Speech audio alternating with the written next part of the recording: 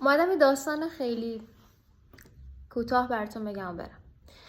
یه آهنگی بود من قبلا خیلی گوش میدادم، راجع به یه سری صحبت‌هایی بین یه گل بود و یه خار. بعد گل خیلی ناراضی بود از اون خارایی که روش هست و میگفت که نمیخوام تو پیشم باشی چون باعث میشه که همه ازم دوری کنن. از یه قسمت آهنگو براتون میخونم، البته خب من خوانندگی بلد نیستم ولی با هم گوش کن.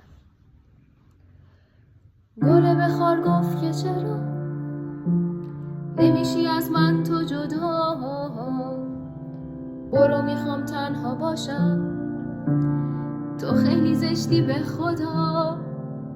اما یه صبح سرد خیلی زود بوته خار اونجا نبود، با همه عشقی که داشت با دلی که شکسته بود.